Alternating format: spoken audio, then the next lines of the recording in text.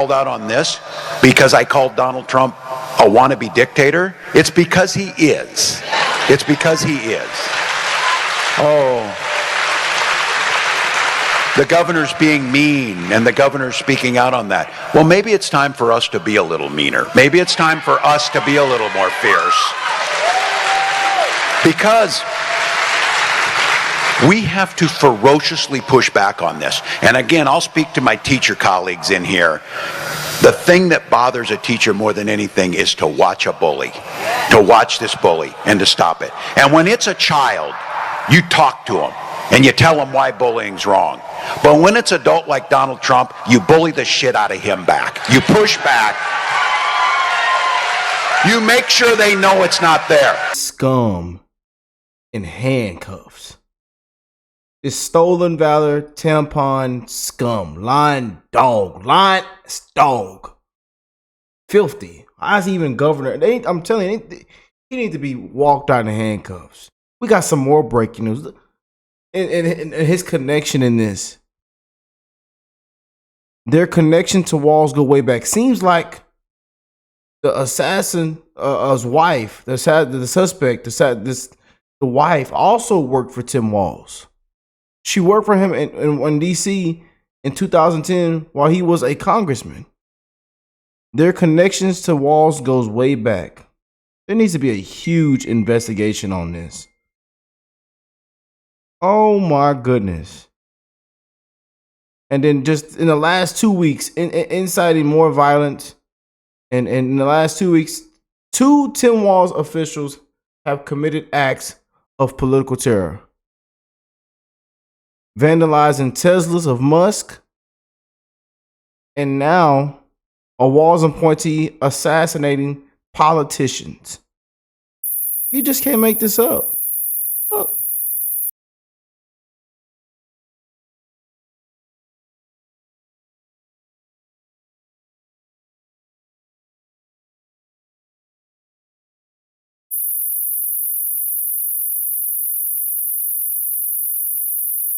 Now they're saying the FBI has been alerted and that there is an investigation going into Tim Walz. So we're going to see how this plays out, man. But boy, let's roll. Because an unspeakable tragedy. Look at the scum. Motivated assassination. Look at the scum. Serve the people of Minnesota. What a scum. Roll that beautiful intro. Want to really see something that said, take a look at what happened. Hey. Why this beat so cold? We will make America proud again. And you try to. We will make America wealthy again. And yes, together, we will make America great again. I love you guys. I made some choices and you guys don't know anything about this, but I'm going to be gone for a while.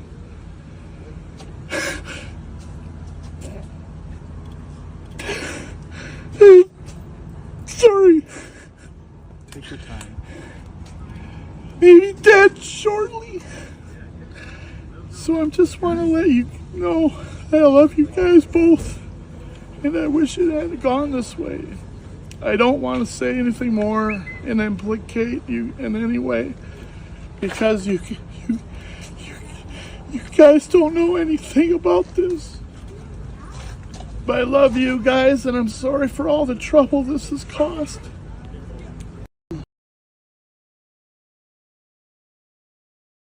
Ooh, the internet is one place to come to.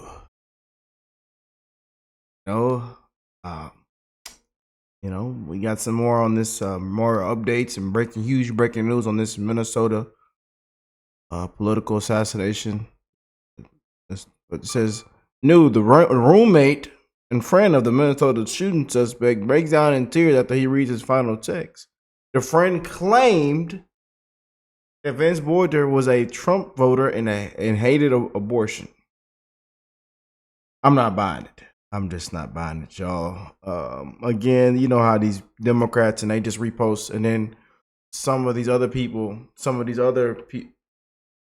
people like Colin Rugg, they just repost what other people are posting with the same title. But this video could be for anything in any kind of other situation, because you know how they spin everything. You know, fake, just fake clips, fake news. But so the guy worked for Tim Walz but voted for Trump. Yeah, I'm not buying it. So his roommate worked at Papa John's and lived in $1 million home that smells like cat piss. So the guy murdered one of the most right-leaning Democrats in Minnesota? Yeah. He's married, has multiple houses, and his roommate, and this roommate, some fake narrative, huh? He's married and has multiple houses. And there's a roommate crying in a Papa John's t-shirt. You just can't make this up. I had to start the show off with this, man. Now let me know what y'all think, you know. But Tim, not looking good for Tim Walz. It is not looking good for Tim Walz, man. As it always is, you know. One disastrous election, you know. Stolen valor. Tampon Tim booed off stage by veterans. Caught lying live on TV by damn near billions of people. Worldwide. You know, he in there playing cards with the Chinese, drinking sweet tea. You know, and that lady, his running buddy, laughing. I tell you, he shouldn't even be a governor. Shouldn't even be a governor. You know. But we got new footages of the suspect, and he was in a mask, wearing a mask, impersonating a police officer. Man. But Melissa Hortman, who, you know, voted with Republicans and voted for a bill that would take away healthcare for adult illegals. And she broke down crying in this video right here. You know, and shortly after this video, she had her life taken away. In cold blood. And the suspect had the No Kings flyers in the backseat of the car. As you can see. You just can't make this up, man. I want to send my prayers, love, and condolences out. This is sad, man. You know.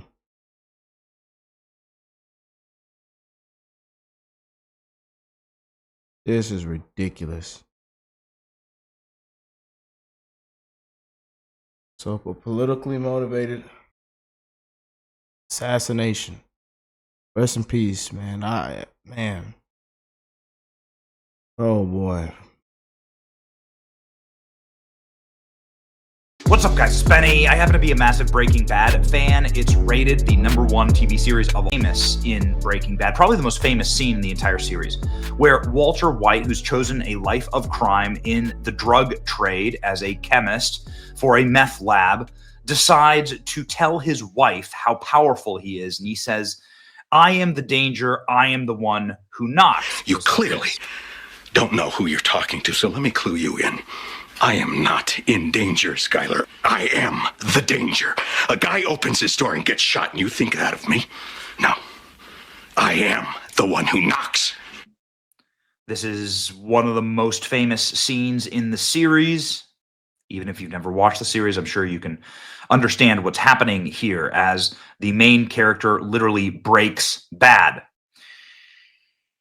I play you this clip in order to show you something that will chill your blood and shake you to the bones. This is the face of Vance Luther Bulleter, who gunned down in a politically targeted assassination multiple members of the Minnesota State House, killing one. These members of the Minnesota State House had just sided with Republicans on critical legislation, and Vance was affected by that legislation. He's also somebody who has been appointed by Tim Walz and has even more Tim Walz connections. We'll talk about that in just a second.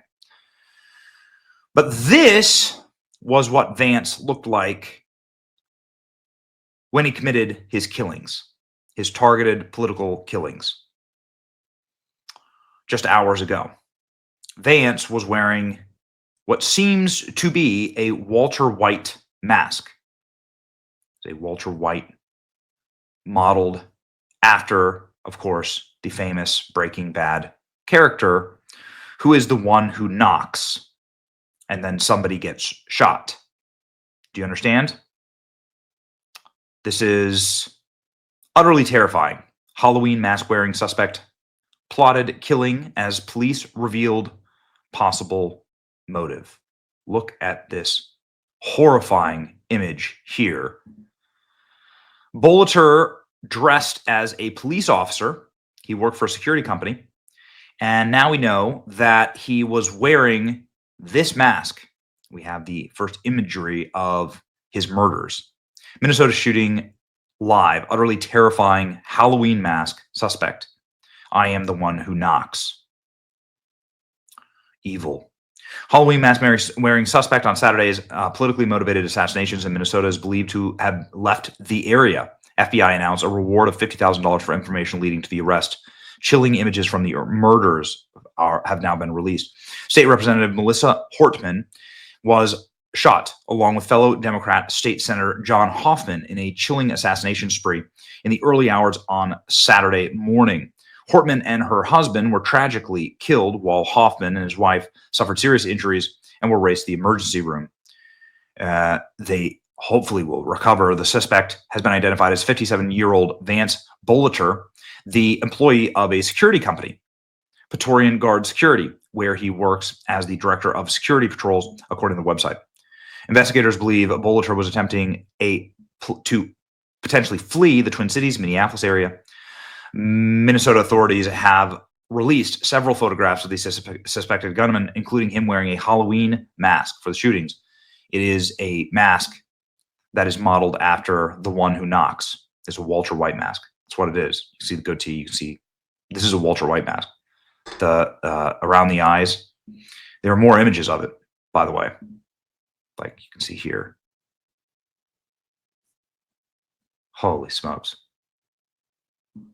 This is you can see best res here. You can see it. It's the Walter White mask. That's absolutely what this is. You see with the wrinkles around the face and the eyes. Holy smokes, man. This is crazy. Minnesota authorities admitted they let the gunman who shot Representative Hortman and her husband slip away despite engaging him in a firefight immediately after the murders around 4 a.m. local time. The first shooting occurred just after 2 a.m. Hoffman's home in Chaplin, about 20 miles from Minneapolis. Hoffman and his wife were shot multiple times, reportedly following the surgery. The second attack took place around 4 a.m. The cops released a terrifying image of the suspect wearing a Halloween mask. There you go. This it truly is the thing of nightmares. Somebody shows up at your house looking like this. Dear God, just don't answer. Don't answer the door, man. Jeez. It's just terrible. Well, here's him unmasked. This is his face. I guess there's like mixed messages as to what he may have been targeting here, but here's the breakdown that's gone, the most viral, and I suppose makes the most sense. It definitely connects. This man was not a Republican. This man was appointed to multiple boards by Tim Walz, the Democrat governor. He worked for Democrat NGOs. His wife was an intern for Tim Walz when he was a member of Congress. So this man, not a Republican. The legislature had just repealed health care for criminal aliens. And Melissa Hortman, who's now deceased, was the only Democrat who voted with Republicans to make sure the bill passed. She broke down in tears after this vote, effectively knowing that she would be now a target. Tim Walz, for his part in this, had just a week ago told Democrats that they need to get a lot meaner, more aggressive, ladies and gentlemen. Police have said this is a political targeting, called it a political targeting. And of course, the man who targeted this moderate Democrat, also happens to, here we go, have been appointed to the governor's workforce development board. Tim Walz's signature right there. That's not an auto pen. That's a real signature. Vance Bollinger. There you go. But then it gets even crazier. He also happened to have the No Kings flyers in the back of his car. This is, of course, the anti-Trump left-wing protest that has, gripped the nation. Tim Walz saying, of course, he's friends with shooters. Now I guess it's proven to be true. Tim Walz also has further connections to this, as Tim Walz was slated to speak at the No Kings rally just today. Isn't that crazy? This was since canceled since the shootings. It gets worse, though, ladies and gentlemen. Vance Bollinger was also working for a nonprofit called the Red Lions Group that received federal funding. What was their goal? Their goal was to relocate Africans from Africa into Minnesota. Now, why would somebody who was part of a shady nonprofit want to commit murder, especially right on the eve of the moderate Democrats deciding to shut off free Medicaid and Medicare for illegal aliens? Well, you connect the dots. But if his livelihood is tied to how many Africans can you relocate to Minnesota for free health care, then I have a feeling this guy took a massive hit. Anyway, President Trump said that he's on it. Obviously, all of the law enforcement agents inside of the Trump administration have said that they are on it. Bongino being one of them, who popped off right away. In a matter of just 2 weeks, 2 Tim Walz officials have committed acts of political terror. First, you have Walz's employee vandalizing Teslas, this jackass. And now you have a Walz appointee assassinating politicians. The DOJ should launch an investigation into Tim Walz, seriously. And then here we go. The Minnesota shooting suspects, Vance Bollinger's wife, interned for Tim Walz back in 2010. So don't tell me that he didn't know him. Don't tell me that Tim Walz didn't know him. It is crazy, though. It all makes sense. Disguise yourself as a white supremacist, kill the people who vote across party line. Trump takes the blame per usual. Was that the goal here? Or was it a Walter White? Was this like a shout out to the Walter White line? I don't know, man. But it's freaking terrifying. This is just crazy.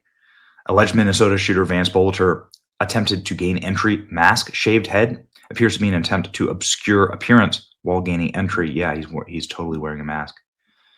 The feds have raided his home, but they didn't find anyone. So here's the description, ladies and gentlemen. The Department of Public Safety released, he's 6'1", 220. He's believed to still be in the Twin Cities area at some point in the morning.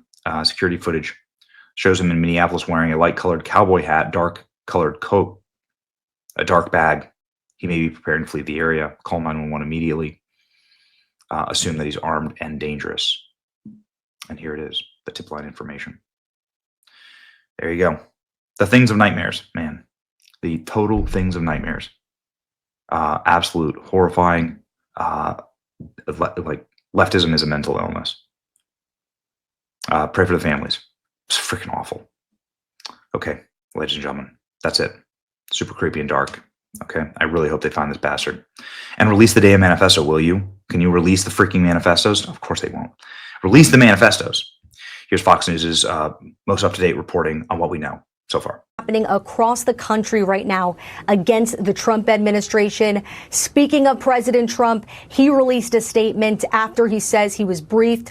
Quote, I have been briefed on this terrible shooting that took place in Minnesota, which appears to be a targeted attack against state lawmakers.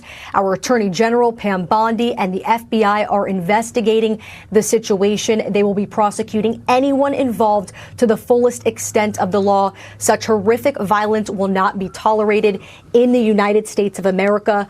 God bless the great people of Minnesota, a truly great place.